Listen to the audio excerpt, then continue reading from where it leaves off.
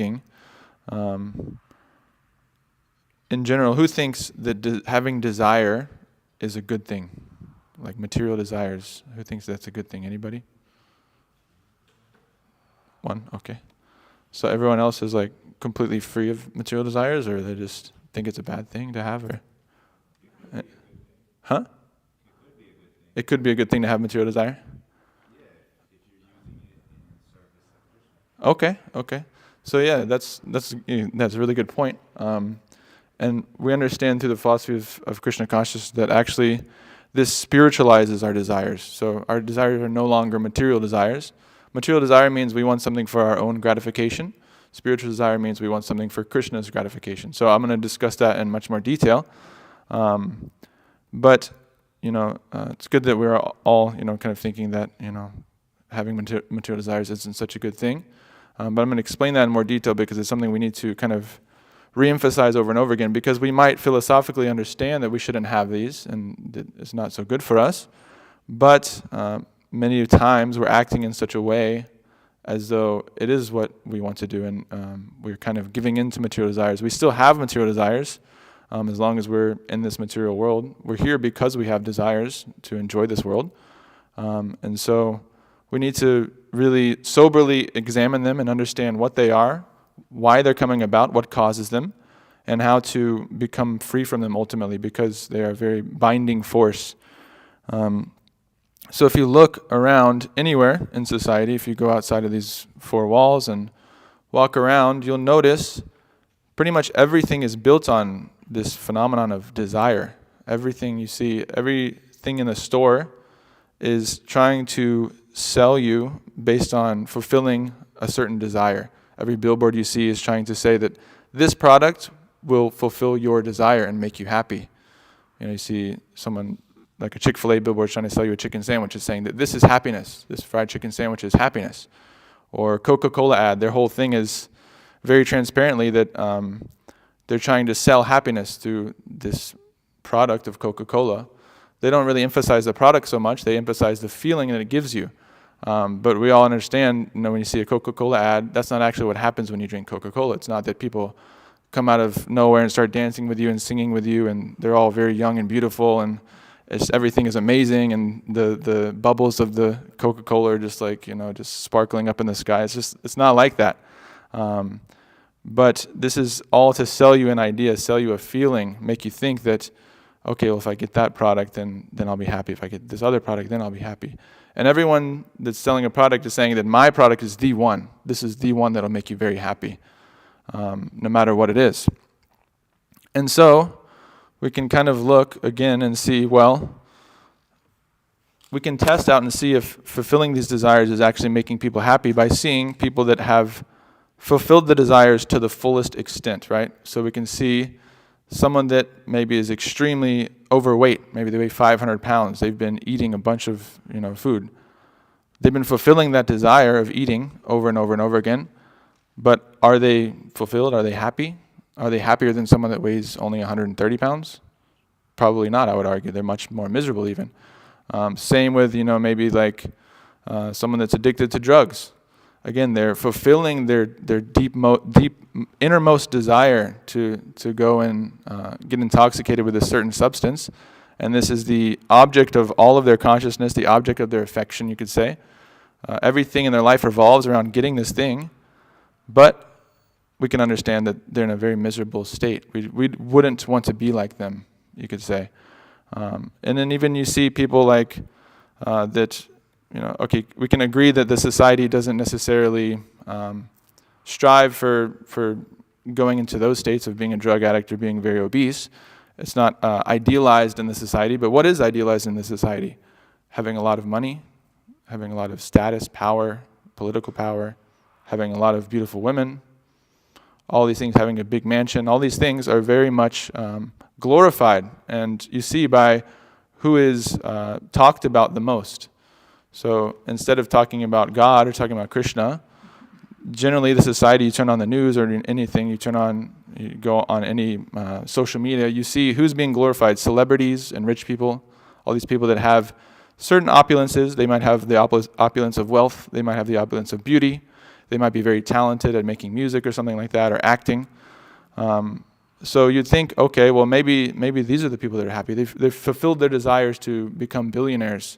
And at their fingertips is everything they could ever want. You could get anything you want if you have enough money. You can get a private jet to go anywhere in the world. You can tell your secretary to go get you whatever kind of food you want.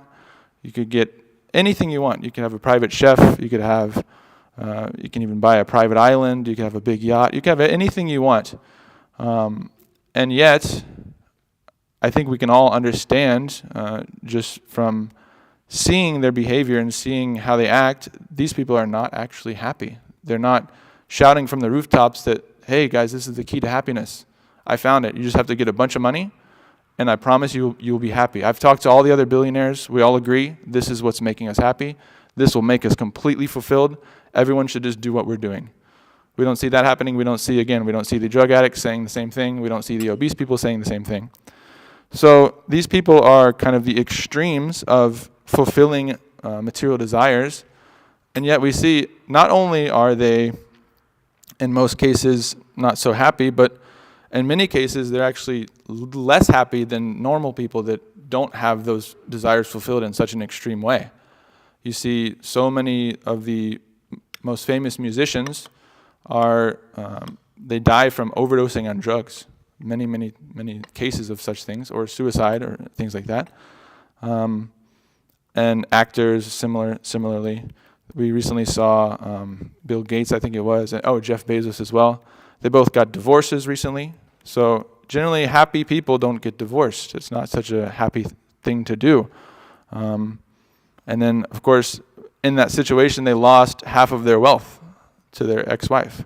So that must be a pretty miserable situation, as you work your whole life for that, and then the law is such that the ex-wife is able to get half of the wealth. So that they must be very attached to their wealth, and then to have that ripped away from them is a miserable situation. So all of this, what do they say? More money, more problems, right?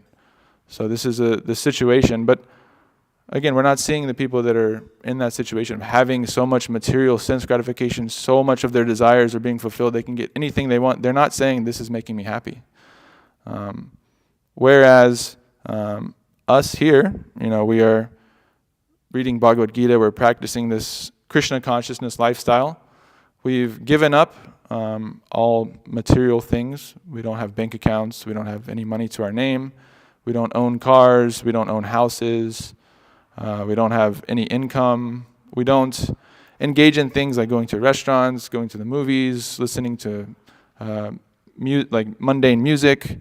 We don't read novels. We don't, what else? I mean, we don't do anything that generally people would say is like the key to happiness, or something that brings about some level of happiness.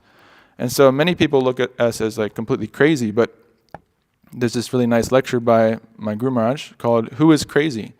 And he's kind of asking, well, is it the materialists that are crazy, that they're seeking happiness in sense gratification and just gratifying the eyes, ears, nose, mouth, tongue, and mind through inputting things into it? Or is it us that are crazy, that are understanding these philosophical principles of, well, what is desire actually doing to us, and what is it, and how does it work, and how do we understand how it affects us? And ultimately, because everyone has already agreed that material desires can't make us happy, how do we get free of these material desires? That's the goal. We agree that they won't make us happy, but I think we would all agree that we still have material desires. Anybody not have any material desires at all? No? Okay, so we have the material desires, but we agree they won't make us happy. So then we have to get free of them. That's the logical conclusion. And I'll go ahead and, I'll get into this verse before I spend too much time talking about that. So I'll just read the Sanskrit and the English. We won't go through the whole call and response. Dhyayato vishayan pungsa sangas teshu pajayate sangat sanjayate kama kamat krodho bijayate. While contemplating the objects of the senses, a person develops attachment for them. And from such attachment, lust develops, and from lust, anger arises. So, this is something I was reading, like I said, last week, and I started really contemplating on this, you could say. It's really important to read the Bhagavad Gita and also contemplate on different verses and try to understand really what it means and implement it into your life. Don't just read through it and just kind of, go on with your life doing whatever you're doing. You should really think about it. Because, again, it's saying here, by contemplating the objects of the senses, we're developing this attachment and then lust and then anger. But if we contemplate on the Bhagavad Gita, we're able to actually free ourselves from this material illusion. If you go to the next verse real quick, I'll just read the English. So this is just the first part. So this is kind of like a two-part, 2 verses. So then is carrying on. From anger, which again came from lust, complete delusion arises, and from delusion, bewilderment of memory. When memory is bewildered, intelligence is lost, and when intelligence is lost, one falls down again into the material pool. So all of this, go back to the previous one, all of this starts from that very first thing, which was contemplation. Simply contemplating the objects of the senses. It seems so innocent, actually. It seems like we're just thinking of something. It's just in our mind. We just think of the objects of the senses, and from that all the way to anger, delusion, bewilderment of memory, intelligence being completely lost, and then falling down into the material pool. And it sounds like, okay, well, what does that mean, falling into the material pool? Like, okay, well, if you really understand what that's meaning, then it'll kind of make you pause for a second and reconsider how you are using your mind to contemplate on certain things. So, another important aspect of the Bhagavad Gita and the teachings of the Vedas is this aspect of reincarnation. And so we understand that this life is not all in all. Actually, these bodies are simply vehicles. What we really are is the soul, which is within this body, and we're going from life to life to life. Dehi nosmin yata dehe, it says in the 2nd chapter as well of the Bhagavad Gita. So we're going from life to life, and in this process, we have to experience all kinds of miseries. So every single life has 4 things, namely, we're born, which is not such a pleasant process for us or for our mothers. We get old, which nobody wants to get old. We have diseases. Again, nobody wants to have diseases. I know, Shantanu, you've been diseased for like a month, man. You must be suffering, right? Nobody wants that. Nobody wants that. And nobody wants to die. But we have to go through all these things. It's required. And then on top of that, we have our own minds are giving us so many problems. The external world is giving us so many problems with all this bad weather. We have had like hurricanes and all kinds of crazy stuff this year coming through. And then other people also give us problems and trouble. They afflict us. So there's so many different sufferings that we have to go through. And when you really understand the implication of reincarnation, it can kind of sober you up and make you go, whoa, I need to realize like the urgency of becoming Krishna conscious, because, again, all from the starting point of just contemplating the objects of senses, just thinking about something, it takes us all the way to the point of falling back into this material pool. And what does that mean? It means taking repeated birth and death over and over and over again. Going through these 4 things, birth, death, old age, disease, that nobody wants. And we have to do it over and over and over again and suffer in so many different ways. If we just take, just all the suffering that we've endured in this one lifetime and you just put it just in a ball or something, it would be pretty significant. But imagine millions of lifetimes, how much suffering that must be. So it really gives us an understanding of the seriousness of taking up Krishna consciousness, because this is offering the solution to get out of this. It's not just all doom and gloom. It's actually explaining our situation soberly, properly, and then explaining how to get out of this situation. Like I said, this is extremely important for us to understand and act in the proper consciousness. And so if you can also pull up Bhagavad Gita 3:36. So this is talking a little bit more about desire. And Arjuna is asking here, O descendant of Vrishni, by what is one impelled to sinful acts, even unwillingly, as if engaged by force? So, has anyone ever experienced this, where you don't want to do something, you know that you shouldn't do something, but still your mind pulls you to do something that you didn't want to do? Maybe it's something as innocent as like you have some cookies in your pantry or something, and I shouldn't have these cookies. They're not good for me. I've been eating too many cookies, but then you think about it, and you're contemplating on it, like we've been talking about, and okay, maybe I can resist it this one time, but then later on, no, I'm resisting it again. But then one more time it comes up, and okay, I'll just have one cookie. You have one cookie, and then you start eating the cookies, and you eat more. And so we're impelled to do things seemingly against our own will. We know, I don't want to have the cookie. I'm not going to do it. But then we just do it. It just happens. It seems like we're being dragged to do these things. And so Arjuna is asking, why is this happening? Why does this phenomenon come about? And then Krishna answers in the next verse, Kama esha krodha esha. So go down to the English. Okay. Supreme Personality of Godhead said, it is lust only, Arjuna, which is born of contact with the material mode of passion and later transformed into wrath, and which is the all-devouring sinful enemy of this world. That sounds like really crazy. All-devouring sinful enemy. It's just some simple desires, right? It's just wanting a cookie. That's the all-devouring sinful enemy of the world. So this is a very heavy statement that we should take seriously. But Krishna is saying this. How is it the all-devouring sinful enemy of the world? And like I was saying, this ultimately, it seems innocent at first, but this kama, this lust, leads to anger, and then leads to, like I was saying, bewilderment of memory, delusion, loss of intelligence, and then falling again into the material pool. So it's a very serious thing. All starting from contemplation, leading to such a horrible result. So I'm sure everyone has experienced this. This is a universal experience that we all have of being dragged in this way. And I wanted to share this. I really like this painting. I can pull up my screen sharing here. This is a really great illustration of what it's like to be dragged by our desires in all different directions. And it's not actually so appealing. I don't know if anyone can see that, but so we see here these arms are representations of the senses being dragged towards certain sense objects. So his eye is being drawn towards this TV here, and his ear is being drawn towards this radio playing some music. His tongue is being drawn towards this whiskey bottle. His nose dragged towards this kitchen. Something's being cooked on the stove there. Something smells nice. And then his skin being dragged towards this beautiful woman.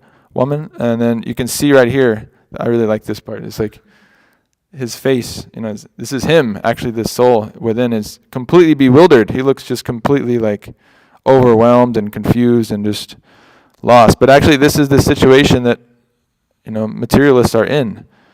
We're constantly bombarded by, on all sides actually, from all of our senses.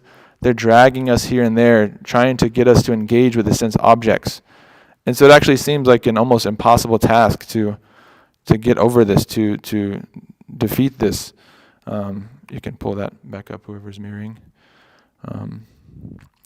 So it seems like very, very difficult. And so we understand, okay, our senses are dragging us here and there, and then what else is dragging us here and there? It's our mind. So from within, our own mind is making us do things that we don't want to do.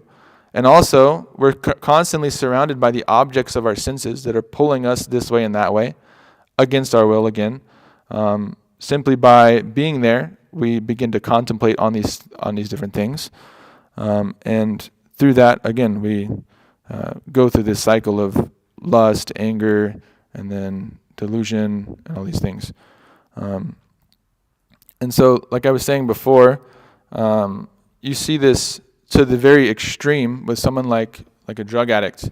We're in Atlanta, unfortunately, there's many people that are living on the streets, and not every one of them is a drug addict or anything like that, but it must be quite a large percentage of them that is addicted to drugs. And everyone that's homeless, for the most part, many of them at least, had just a normal life before, and then some circumstances happened where they lost everything. And many of them, it's unfortunate, they lost a job or something like that. It's not necessarily that they became, addicted to drugs, but the very common case is that someone gets addicted to drugs, and then because of that addiction, because of that attachment to this material thing, it's just, if you're addicted to some drug, it's literally just a combination of matter. It's dead.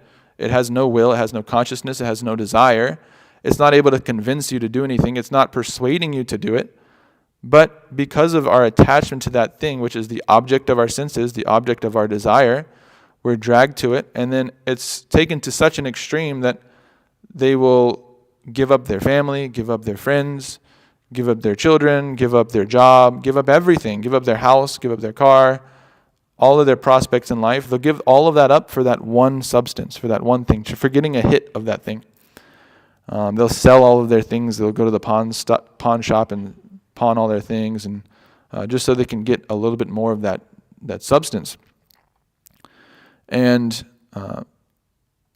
being in that situation must be, we can all imagine, it must be a very horrible situation, very uncomfortable, very so much suffering in that situation must be going on, that within the mind, knowing that I shouldn't be doing this. They must know that this is very bad, but they're just being dragged along, just like this painting I was showing. He's just being dragged by his senses to do things against his will, and it completely consumes them. But okay, that's a quite extreme example. But what's the harm in just having more normal desires like everyone, like just wanting to have a nice house, nice family, nice job? Just do a normal thing. Don't hurt anybody else. Just live a simple life. Yeah, it seems very harmless. It seems very normal. But one thing that I was thinking about as well with this is that while a drug addict might be very grossly addicted to something, and everyone can identify this person as, doing something that is going to lead to their demise, it's not advisable to do what they're doing. We all have an addiction, pretty much, all of us, that maybe is not as extreme, but I feel like it's pretty up there, and it'll be looked back on as being quite extreme. It's these phones. Everyone has one of these in their pocket, and you cannot tell me that you haven't experienced having it sit there on your phone, on your table, and just being dragged to it. Again, just being unconsciously dragged to it, and you open up whatever, especially if you use social media. This is like the drug of the phone is using this Instagram and all this YouTube and all this stuff. You open it up and then you start clicking on it and you start scrolling mindlessly without even thinking. It all happens because it starts with that contemplation in the mind. It starts with that one little thought, oh, well, let me just open up and see. And then you just get dragged into it and you just completely lose, hours of time. Your intelligence gets lost. Actually, does anybody know the scientific term they've come up with for those that are too addicted to social media? Not you, I know you're not. Too addicted to social media and they're using it too much. Anybody know? It's something to do with the brain. Anybody heard this? No. So it's a term they use. It's called brain rot. So this is actually a scientific term being used in scientific circles now, in academic circles, for the phenomenon of people that are too addicted to the internet and social media. Brain rot. Have anybody ever seen like a really rotten vegetable or something like that? It looks horrible. It's compared to like that ripe vegetable. It looks completely horrible. But they're comparing it that is what's happening to the brain itself by using this stuff. And people experience it. They say, I have brain rot. They acknowledge, I feel like cloudy. I feel like less intelligent. My memory is gone. I'm just not able to focus. Kids are experiencing this. Actually, it's interesting because we go to this university, and one of the common things I like to ask people when I approach them is, what do you think is the problem that young people face? And if you had to name one problem, what would it be? And they all, I would say at least 70%, they all say social media. That's the first thing they say. And I've never met a single person that has said, well, I like using social media. I really actually like it. I think it's maybe it's bad for you, but I actually like doing it. They all hate it, actually. They don't even like doing it, but they're still doing it. They acknowledge it's a big problem. They acknowledge that they should stop, but they continue to do it. It's literally like a drug addict. It's not different. And I think it will be looked back on as that. And it's pretty crazy that we're giving it to children, young children to use freely as much as they want. It's like when what was this, in the 50s or something, and they came up with cigarettes, and then they were letting kids smoke cigarettes, and just anybody could smoke cigarettes. They had they claimed to have no knowledge that it was really bad for you, but it seems pretty obvious. Same thing here. It seems pretty obvious that it's horrible for you, this social media, but they'll come back later in a few decades and say, and now we see all the negative effects of it. So anyways, we all don't want to be on it. We don't want to use it, but we're just dragged to doing it. We're dragged against our own will. Again, this is this verse, kama esha krodha esha. Why are we dragged to do something against our own will? It's lust only, which is born from this passion. So we use it and we feel horrible after it. We feel horrible after using it. So it's not doing anybody any good.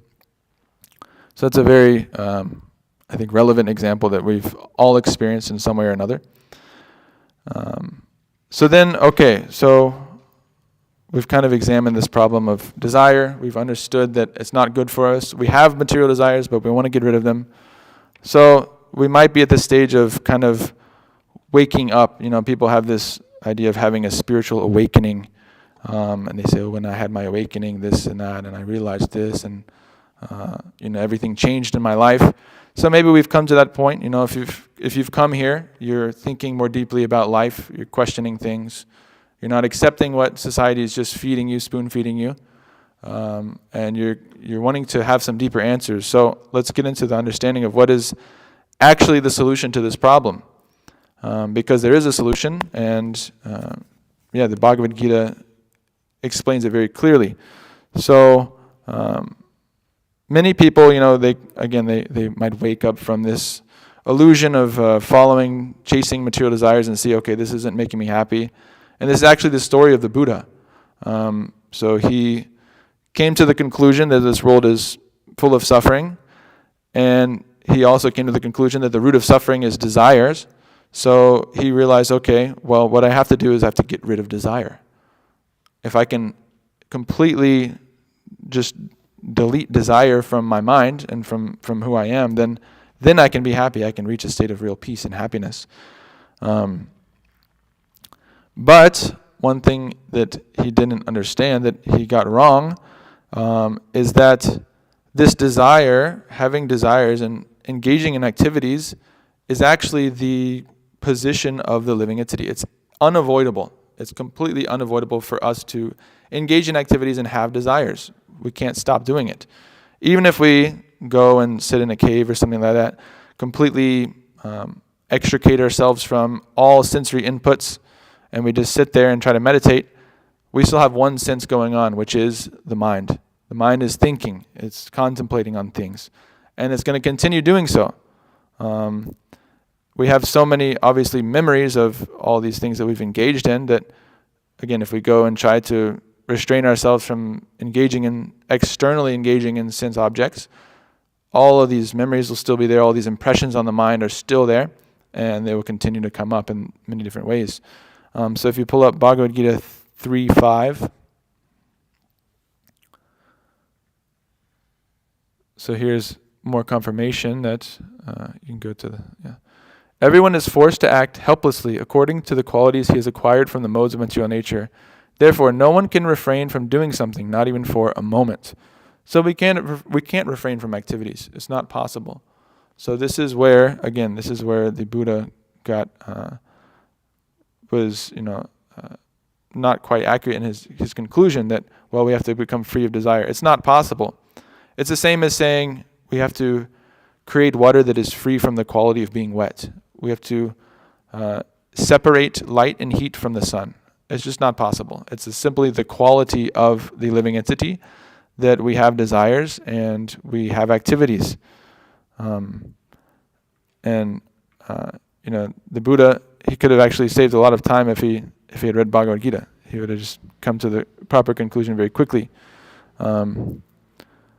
So let's see. Right. Now, even if we aren't necessarily so attached to something,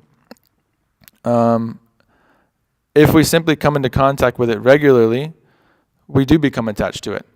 And then, as we understood from that first verse that we looked at, from this attachment, from this contemplation within the mind, the desire arises.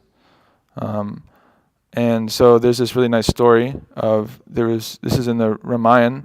There was a rishi, and he was meditating in the forest, and he was performing austerities to the point where he was going to be able to overthrow Indra, who's the king of heaven, overthrow his position. And so this happens many different times in the Vedic literatures where someone's performing austerities and then the demigods become fearful of losing their position. So Indra came and he disguised himself, and instead of giving, his typical thing of maybe giving some beautiful women, sending some beautiful women to this rishi to distract him, instead he disguised himself as a warrior, and he walked by and he told the rishi, "Hey, I have to go do something. Can you watch my sword for me?" So he left his sword, and the rishi agreed to it. And so over some time, the rishi was just watching the sword and making sure nobody took it everywhere with him. And then from that, just from simply having that sword with him, he wasn't a violent person. He'd never engaged in violence. But just because he had that sword with him, that propensity came about within his mind. And he fell down from his meditative position, and Indra got what he wanted. So Indra understood this, that simply contact with the sense objects, that's what causes desire. So again, like I was saying, we're kind of assaulted on all sides. We have, from without, we have so many different objects of our senses constantly vying for our attention and asking us to come engage with them in some way. And then from within, our mind is contemplating on those objects and trying to go get them. So again, the idea of becoming free of desire, becoming desireless, this doesn't actually work because it's just the nature of the living entity to have desire. We might be able to repress it for some time, but it will always come back. And so if you go back to 262 and go to the purport, Prabhupada is talking about the proper way to actually approach this. Go down. Yeah. So, one who is not Krishna conscious is subjected to material desires while contemplating the objects of the senses. The senses require real engagements, and if they are not engaged in the transcendental loving service of the Lord, they will certainly seek engagement in the service of materialism. And so, it's very simple. If they're not engaged in the loving service of the Lord, the transcendental loving service of the Lord. So, our senses are there. We can't deny that. We have desires. We can't deny that either. But the difference comes, and the way to actually find real happiness and fulfillment comes in properly engaging those senses. So what does that mean? Well, it means engaging our senses in serving the senses of Krishna.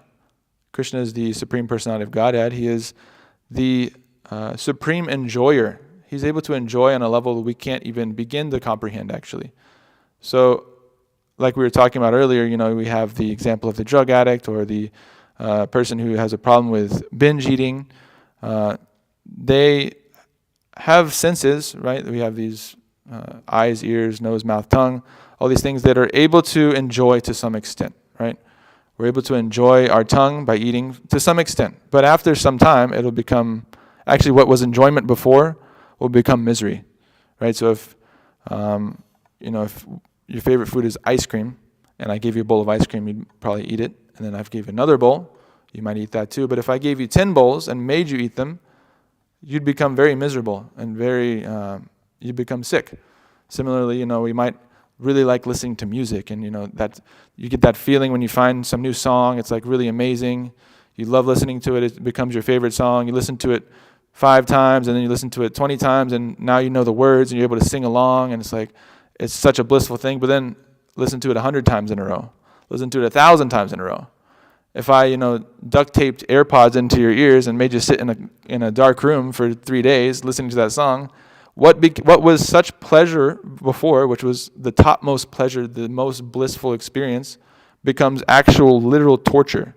This is actually what they use to torture people in Guantanamo Bay and these places. They don't cut them open. I'm sure they do that too, but one of the methods they use is they just play a song, like a song that most people would say, oh, it's a good song. They just play a song over and over and over again. They blast it in their cell for days and weeks, and it actually drives you completely mad, completely crazy. So what is the object of enjoyment can very quickly become the object of extreme distress, extreme suffering. But it's not like that for Krishna. Krishna can continue to enjoy more and more and more and more. And you can feed him all the ice cream you want, and you keep feeding him more and more and more, and he'll keep enjoying more and more. Because what he's enjoying, first of all, he doesn't have to eat because he's complete and full in himself. He has no need to eat to sustain himself or something like that, like we do. But what he is enjoying is that love with the devotee. He's enjoying that loving reciprocal relationship with the devotee. And so he's saying in the Bhagavad Gita, Patram pushpam phalam toyam, if one offers me with devotion a flower, a leaf, fruit, or water, I will accept it. And so it's important they're offering it with devotion. And very simple things, flower, leaf, fruit, water, these are things that can be freely found anywhere in the world. We can go outside and find so many leaves and flowers, and go to any river, get some water. Fruits are also freely available.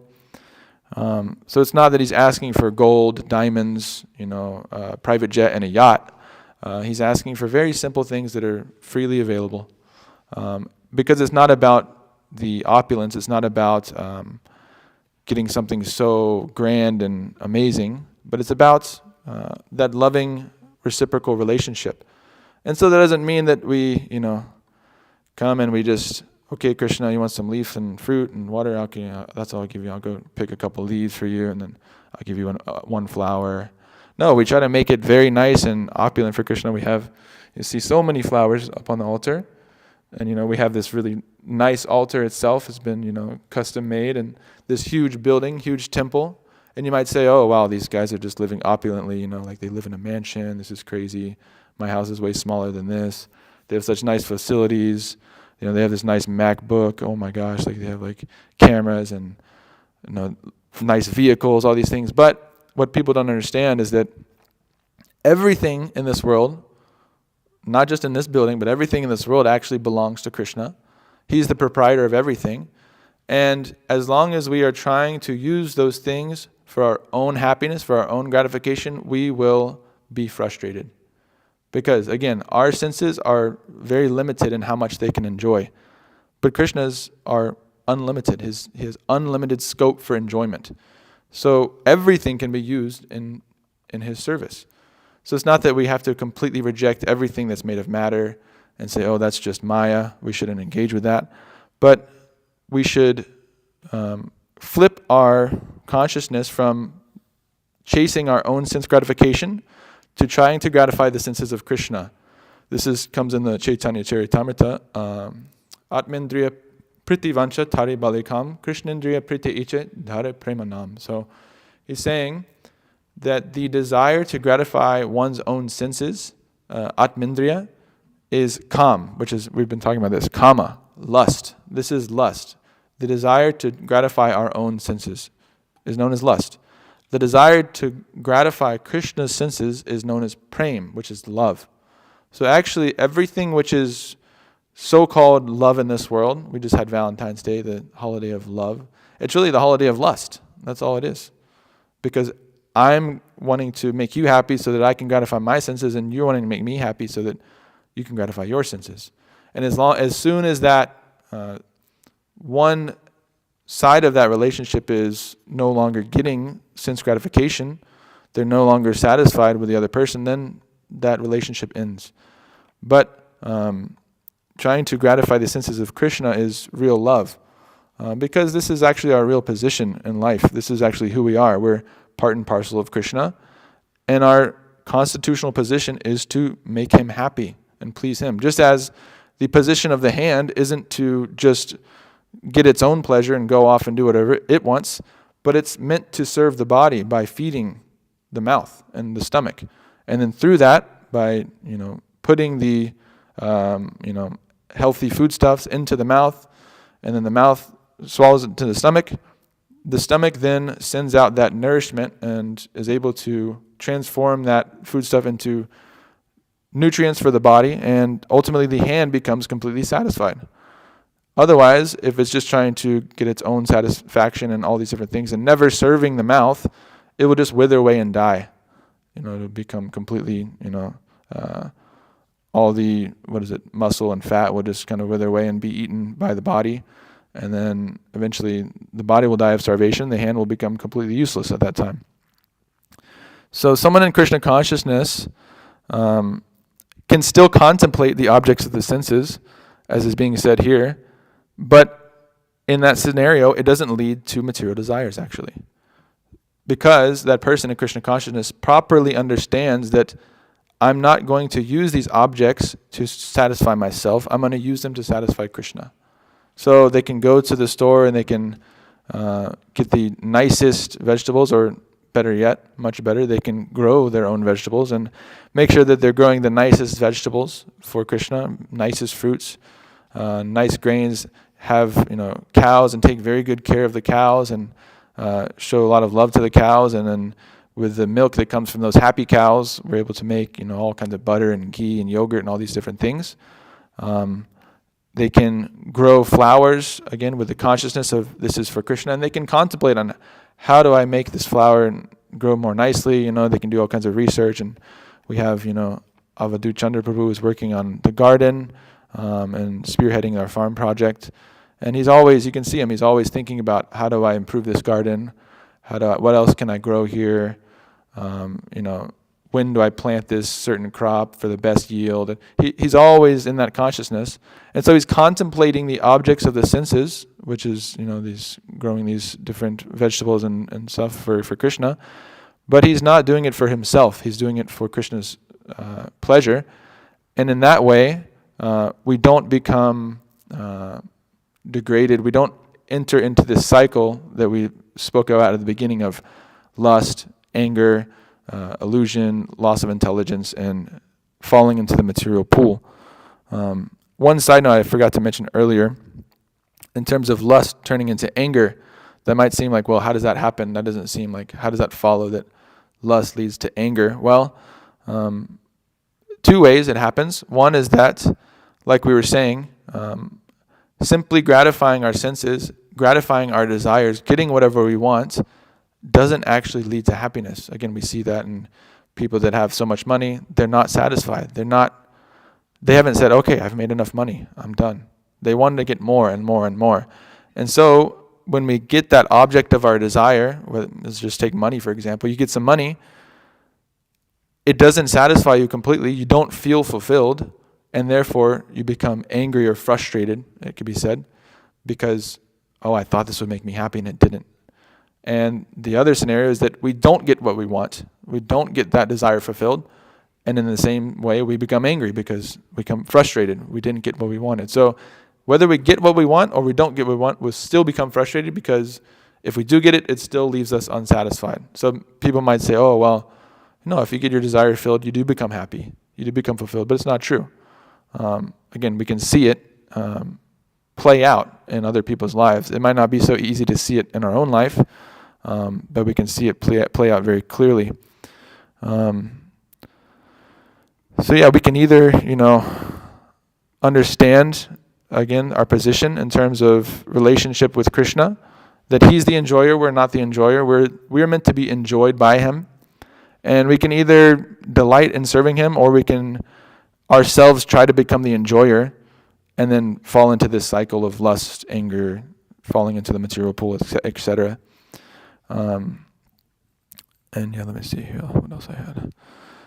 Right, so really, without Krishna consciousness, without this positive engagement, this is really a bewildering puzzle. It's like we're in a labyrinth. Everyone knows what a labyrinth is. It's like an elaborate maze. And we don't know where to turn, we don't know where to go. We're just completely bewildered. So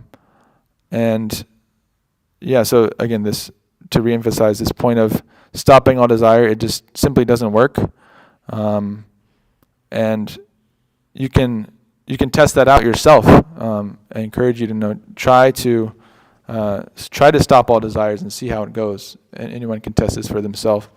Try to just sit and stop all your desires. Maybe you can do it for a few minutes, but they keep coming over and over again. Actually, it's understood, again, through reading these books, that we have so many desires within our heart that are dormant. They're dormantly sitting there, just waiting for the right sense objects to come about, the right thought to come about for those desires to manifest.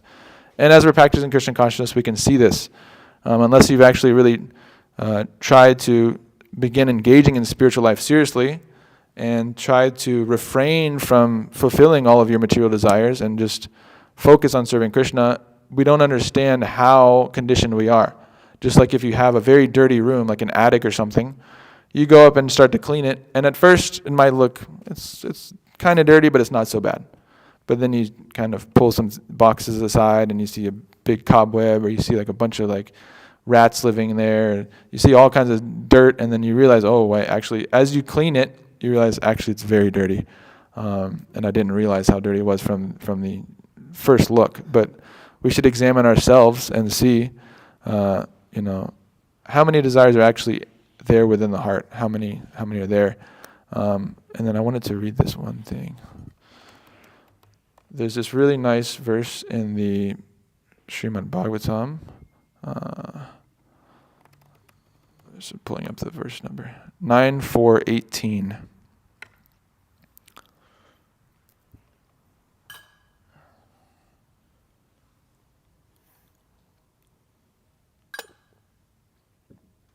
Right, so the point is,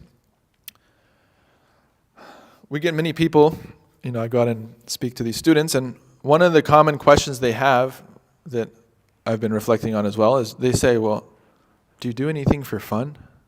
What do you do for fun?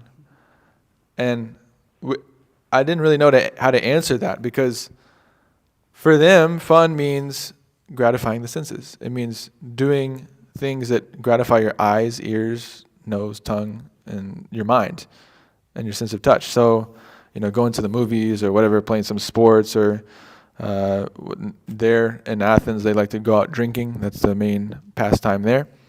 But I didn't, and then I was kind of thinking about it. Well, actually what I should answer is that everything I do is for fun. Everything I do is very fun. And it's not that it's just for my own fun. It's not that I'm just trying to make myself have fun, but everything I do is fun. So I don't have to go out and try to externally, in my free time, do something to have fun. For them, 90% of their life is not fun. And then that 10% they get to do the fun thing. But for me, it's everything we do, as devotees, we wake up in the morning at 4 and that's fun. We get to dance and chant for Krishna. It's really fun.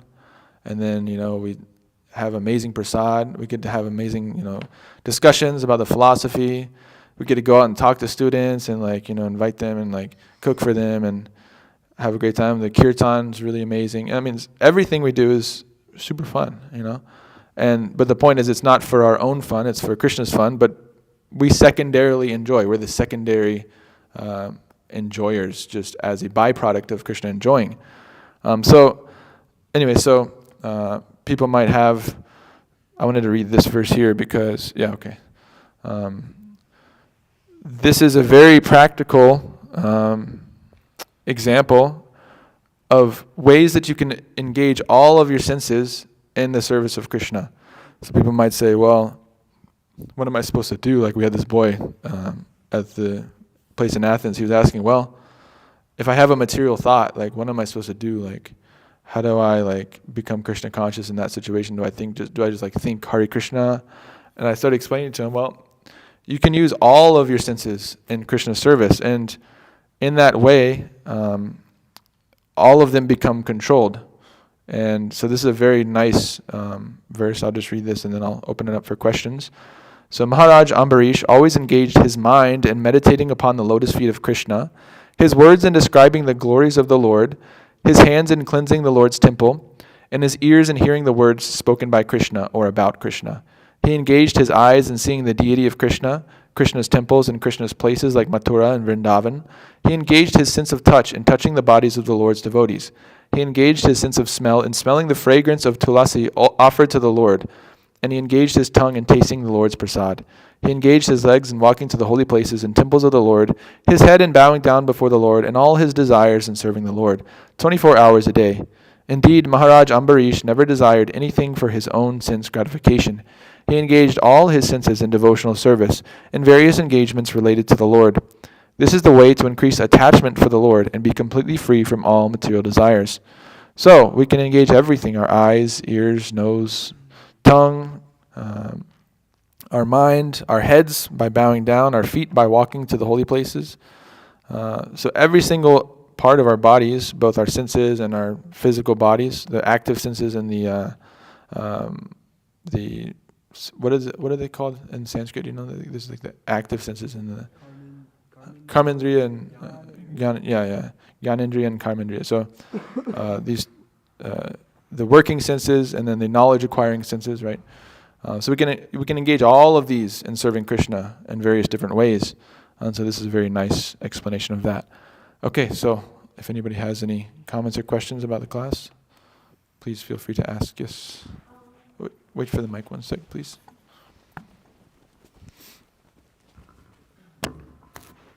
So, for example, like people in the nursing school, let's say you go to nursing school and you're trying to be a nurse and you do go to the bedside caring in the hospitals or nursing homes or private duty, they suggest, the nursing students or people, they suggest you have to desensitize. And when they mean desensitize, they mean you have to desensitize the senses when you face patients who, things like smell of poop, sight of blood, to like keep doing the service or caregiving, or meet the health concerns, And I don't know for sure if that's really the right answer, to desensitize your senses.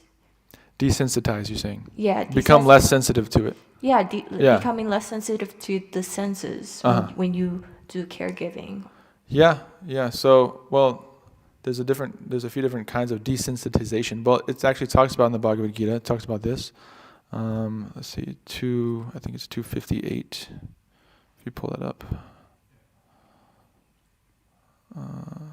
Yeah. So one who is able to withdraw his senses from the sense objects as the tortoise draws its limbs within the shell is firmly fixed in perfect consciousness. So this is talking about, again, being able to withdraw your senses from the external sense objects. But this is more in relation to withdrawing from sense objects that we want to engage with. So like what you're explaining is like things that aren't palatable, like you don't want to smell that smell. Yeah, because it's disease that you're smelling. You're smelling a person who's sick and disease or gonna die, and when you are around that death, that too you feel reactive. Or if you say to a person's rotting body for a very, very long time and they're not buried, you too will get sick eventually. I'm not trying to scare people but So how do you desensitize to that then? I mean, that's what I'm trying to figure, because I don't know how they do it, and everybody's answer is not the same for themselves, because this is so like. Well, I would think that they would have some kind of like, what is it called? PPE, like masks and certain things that they wear. Yeah, you're talking about personal protective equipment. Yeah. That's what PPE stands for. To not like have those, because, okay, if you don't react to it, it doesn't mean that like, okay, like if you're standing next to someone that has a contagious disease, if you're just like not reacting to it, doesn't mean that it won't still like, infect you, right? Yeah, but that's not my concern. My concern is, how do you desensitize your senses? Because you guys talk about controlling your senses. That's sure. But so becoming to choose to feel less sensitive to such impalpable senses, like you said. So I don't know why I'm having such a hard time, but the other people in the nursing care field, when it comes to bedside caring, they have a better control of that, or at least it looks like it. I don't know what they're thinking, saying, or doing, because they don't really. You're saying you're very sensitive to these things, and like it affects you. It affects me. I don't really express reaction, but it doesn't change the fact I'm not really desensitizing my senses. And it deters me to my service. Yeah. Well, you see, I mean, another way I've heard desensitization is like in terms of like, children see so much violence if they watch TV or play video games, right? They become desensitized to it. So they think it's not actually that bad. Killing other people is like, it's not so bad, because they see it so many times. And it's like, but if you show someone that's never seen that, they're going to have a bad reaction to it compared to someone that's seen it 1,000, 100,000 times. So the point is, it's not actually like necessarily a good thing to be like desensitized to that. But like, if you're seeing death in front of you and you're having a reaction to it, that's kind of a good thing, because you're saying, okay, well, this is going to happen to me. I have to prepare for death. Because if we don't have urgency in that way, if we're desensitized to death, then that leads us to thinking, oh, it won't happen to me, or it's happening so far down the road, I don't have to worry about it right now. But actually, Krishna consciousness teaches we should immediately endeavor for self-realization. We should be always contemplating on death. We should always be sensitive to understanding what this is. That this is going to happen to us. We're not free of that. Everyone else is dying around us, and we think we won't die. But this is the madness of the world. So we should be sensitive to that in that way. Now, if you have to do certain things for your profession, that's there. Again, there's an aspect of sobriety that comes from practicing Krishna consciousness. Seeing things as they are. There's a really nice painting as well where there's a sage, and then he's in a doorway, and there's like a family, and you can see the sage's vision. And there's a family, and they're lamenting. They have like their grandpa or something like is dying. You can see he's dying. But the sage is seeing the living entity, the soul and the super soul within all of those living entities, including the dying man. And he sees all of them equally. Okay, externally he's dying, his body is dying, but actually he's eternal. He's an eternal living being. There's actually no loss happening. So when you can have that vision and understand that, okay, these bodies, in the nursing ward, they are dying, but the person in that body is not dying. They're going to their next life. And so from that vision, you can understand this is what actually, at the beginning of Bhagavad Gita, Arjuna was lamenting for the impending death of his friends and relatives. And Krishna said, you're a fool. You're thinking that they're those bodies. They're not the bodies. So when you understand that, then you can become desensitized, you could say, but not in that other negative kind of way where it's just kind of like ignoring the reality. That's more the mode of ignorance, just ignoring the truth and ignoring it and just kind of cover yourself with just like desensitizing it. But understanding it for what it is, that okay, this person is dying, but the soul, who they actually are, is not actually being affected by this. It's simply going to another body. Does that make sense? Yes. Okay. Anything else? Empathy. Yeah, we have a nurse here. There you go. Retired nurse.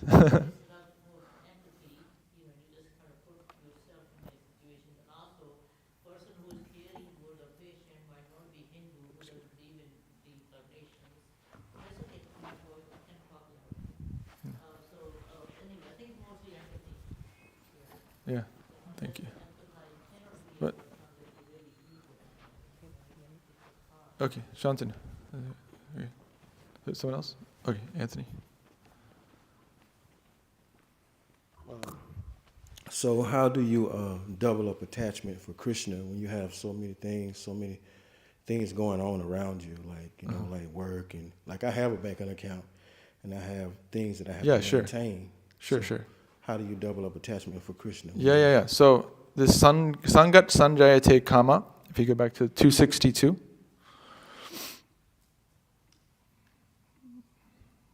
So this verse, this is the one that we read today. So if you look at this word for word, Sangat means from attachment, and then Sanjayate develops. Yeah. Sangat, attachment. Sanjayate develops kama, desire. So this can be seen in a positive or negative light. So we're talking about being attached to material things and this leading to desire, and then anger from that. But it can also be used in terms of being attached to Krishna consciousness, attached to devotional activities. So if we become attached to those things, if we contemplate on those things in our mind, if we contemplate, how can I serve Krishna today? When am I going to chant my rounds? When am I going to read the Bhagavad Gita? Okay, I'm going to plan to do this at this time. And okay, I'm going to go to the temple at this time, and I'm going to bring some flowers for Krishna. We're contemplating, how can I serve Krishna? And for different people in different situations, it's different. I mean, for us, we're lucky, the monks, that we're able to engage in this 24/7, and we don't have any other obligation. But most people aren't in that situation. So like you're saying, it's a good point. We should understand how to do this in our daily life. And like I said, this patram pushpam phalam toyam, you can offer him something so simple, fruit, flower, leaf, or water. So in your own home, you can have a place for Krishna. You can put some pictures up like we have. You can get some pictures, frame them. We did this in Athens, actually. We just went online, found some nice pictures of Krishna, went to print them at Staples, and then we went to Goodwill. This is a good way you can do it. Go to Goodwill, and then you can find very cheap frames, like $10 for really big, nice frames. And you just get one of those. Just get one or two of those. Get some nice pictures off. I can send you some if you want to find some like nice pictures of Krishna. High quality, you get those printed and you put them in the frame and you hang them up nicely, create a little altar in your house. And then every day you just have some flowers you offer to Krishna, some water. It's very simple thing. It doesn't have to be anything complicated. But especially if you do that in the morning, first thing in the morning, it sets a nice tone for the rest of your day. So this attachment, so it comes down to what are we attached to in the mind. And the best way is association with devotees, because you go to associate with devotees, they're already attached to Krishna. So if you want to become attached to Krishna, you should be around those who are also attached to Krishna. If you want to be attached to making a bunch of money, you can go hang out with people who've made a bunch of money and be around a bunch of businessmen. And then through that association, you will gain those qualities. You will learn naturally how they're doing it. They'll teach you, that they'll mentor you in that way. So similarly, you just go hang out with devotees. They're the best people to be around, for sure. They're super welcoming. They always will feed you, like more than you want to eat even. They're always here. I mean, we're here every single morning. You come to the morning program sometimes, which is nice. I understand, being busy with work and stuff is hard. But come as much as you can. You can even just call us, if you want to just talk to devotees. It's really nice. The devotees are always happy to talk about Krishna and Krishna consciousness and just discuss. And so come to the temple. That's really the main thing, is that this devotee association. This is what creates that attachment, right, in the mind. Because otherwise, the material world is so, like I was saying, we're assaulted on all sides, from inside and outside, by material things. Without devotees to kind of hold us down and keep us fixed, it's very difficult on our own. So that's probably the most important thing. Okay. And yes, Mataji had a question, or? Oh, that's it. Okay.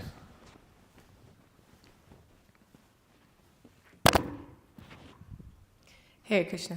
Hare Thank Krishna. you for your class. Mm-hmm. My question is can you explain the difference between devotional service and transcendental service? It's the same. So, serving Krishna, same thing. So in the Bhagavad Gita, where I'm referencing, it is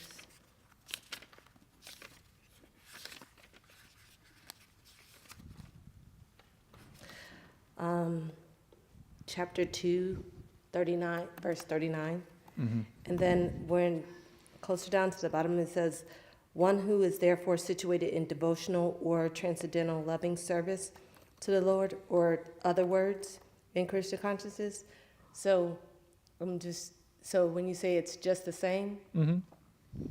why do they use or then in that way? It's just saying that they're interchangeably used. So one who is therefore situated in devotional or transcendental loving service of the Lord. It's like, he's kind of just elaborating on devotional service is transcendental. It's kind of differentiating it between being mundane, so like engaging in just like mundane service and just, without reference to Krishna, if that makes sense. It's the same. Yeah. Anytime you give the service to Krishna, that's what makes the difference? Yeah.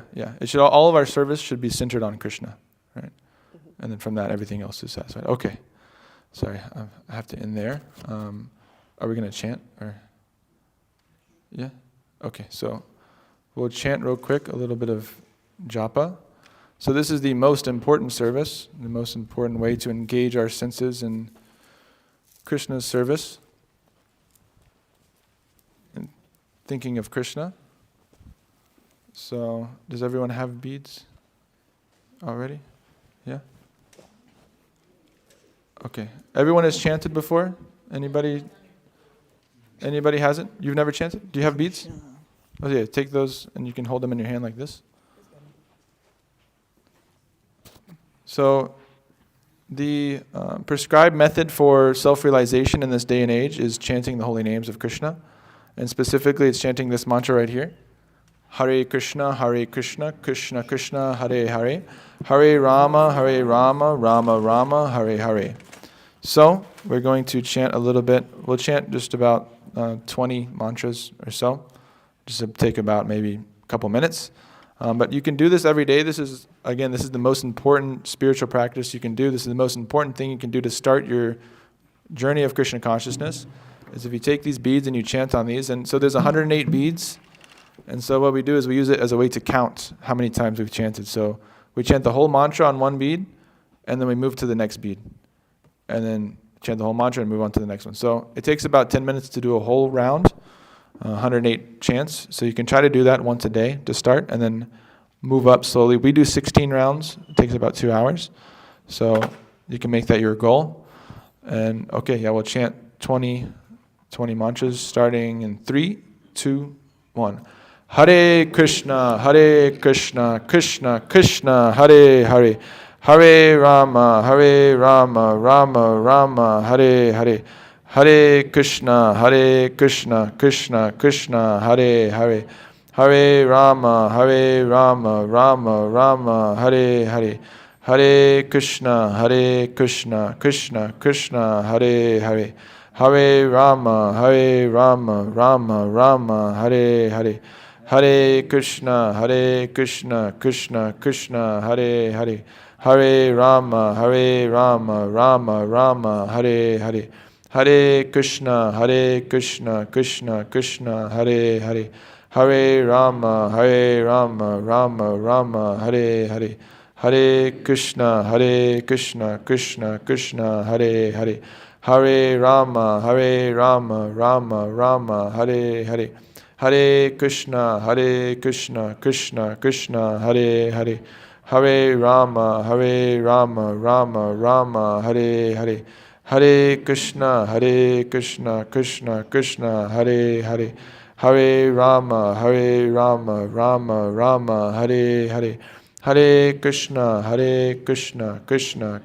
Krishna, Hare Hare. Hare Rama, Rama Rama, Hare Hare. Hare Krishna, Krishna Krishna, Hare Hare. Hare Rama, Rama Rama, Hare Hare. Hare Krishna, Krishna Krishna, Hare Hare. Hare Rama, Rama Rama, Hare Hare.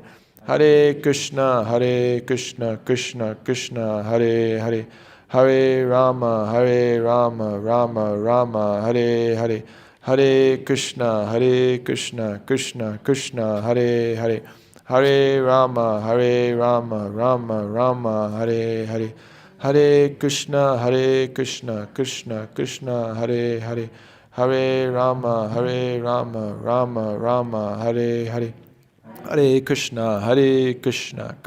Krishna, Hare Hare. Hare Rama, Rama Rama, Hare Hare. Hare Krishna, Krishna Krishna, Hare Hare. Hare Rama, Rama Rama, Hare Hare. Hare Krishna, Krishna Krishna, Hare Hare. Hare Rama, Rama Rama, Hare Hare. Hare Krishna, Krishna Krishna, Hare Hare. Hare Rama, Rama Rama, Hare Hare. Hare Krishna, Krishna Krishna, Hare Hare. Hare Rama, Rama Rama, Hare Hare. Hare Krishna, Krishna Krishna, Hare Hare.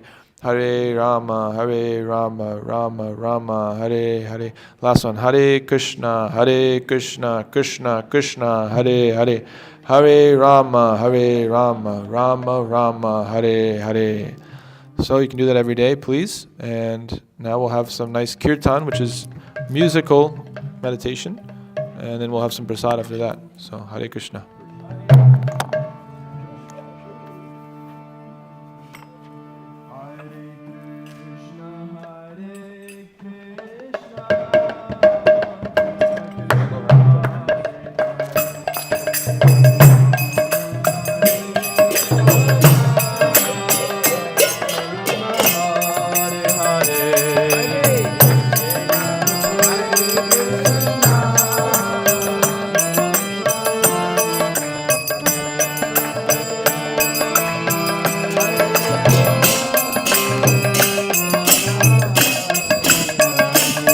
Hare Krishna, Krishna Krishna, Hare Hare, Hare Rama, Rama Rama, Hare Hare.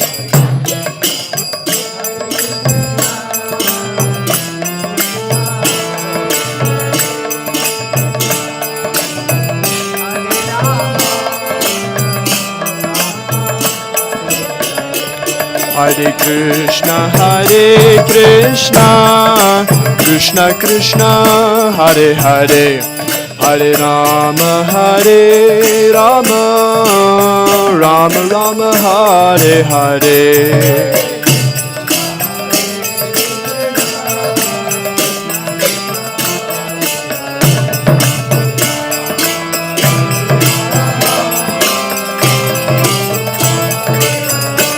Hare Krishna, Krishna Krishna, Hare Hare, Hare Rama, Rama Rama, Hare Hare.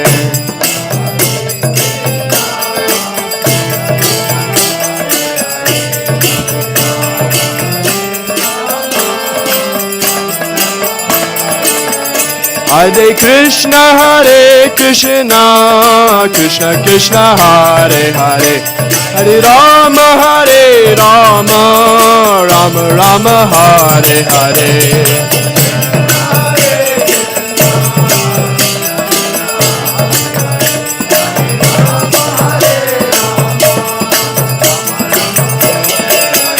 Hare Krishna, Krishna Krishna, Hare Hare, Hare Rama, Rama Rama, Hare Hare.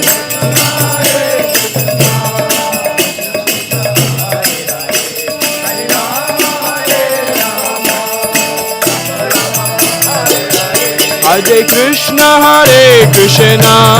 Krishna Krishna, Hare Hare, Hare Rama, Rama Rama, Hare Hare.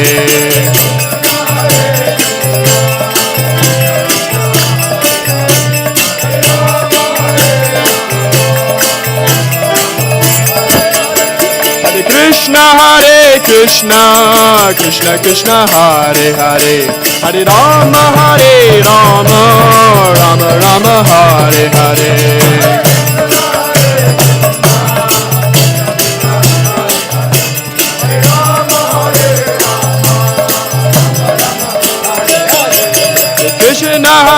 Krishna, Krishna Krishna, Hare Hare, Hare Rama,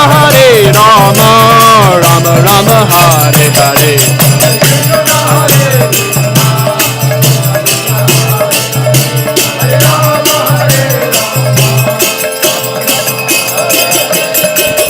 Hare Krishna, Krishna Krishna, Hare Hare, Hare Rama, Rama Rama, Hare Hare.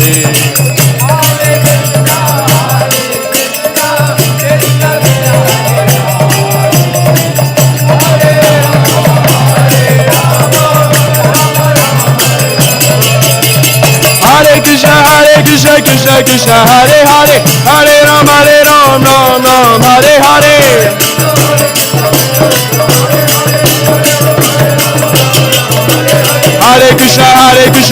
Krishna, Hare Hare, Hare Rama, Ram, Hare Hare.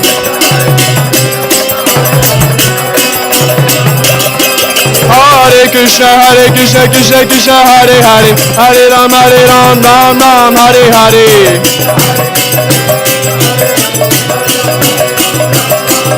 Hare Krishna, Krishna Krishna, Hare Hare, Hare Ram, Ram, Hare Hare. Hare Krishna, Krishna Krishna, Hare Hare, Hare Ram, Ram, Hare Hare.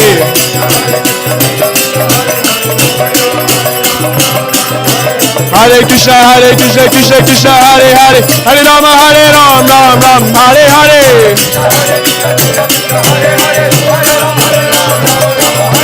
Hare Krishna, Krishna Hare Hare, Hare Rama, Rama Hare Hare.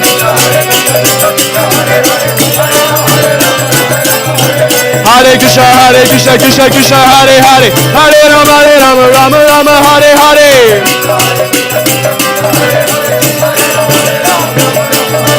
Hare Krishna, Krishna Krishna, Hare Hare, Hare Ram, Ram Ram, Hare Hare.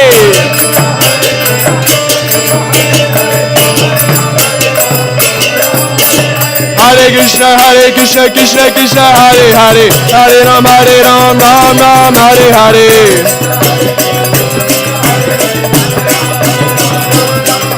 Hare Krishna, Krishna Krishna, Hare Hare, Hare Rama, Rama Rama, Hare Hare.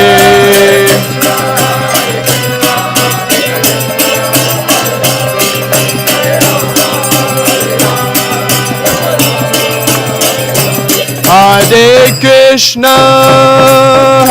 Krishna, Krishna Krishna, Hare Hare, Hare Rama,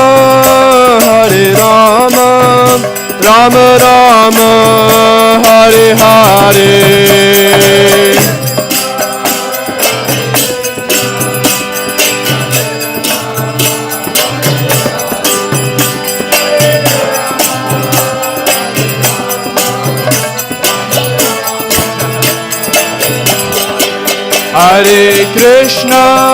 Hare Krishna, Krishna Krishna, Hare Hare, Hare Rama, Rama Rama, Hare Hare.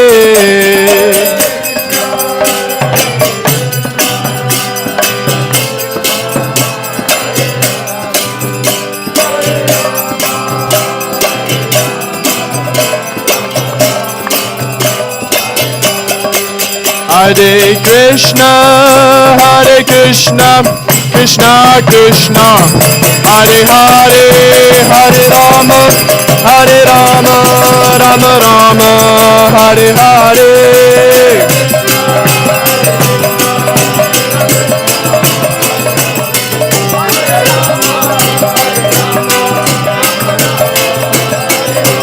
Hare Krishna, Krishna Krishna, Hare Hare, Hare Rama, Rama Rama, Hare Hare.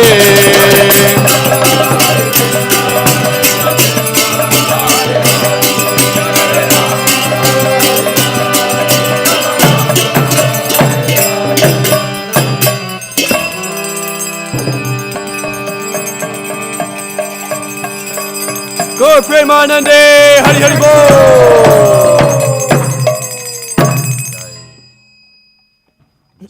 Hare Krishna. Everybody could please go downstairs and eat up to your neck.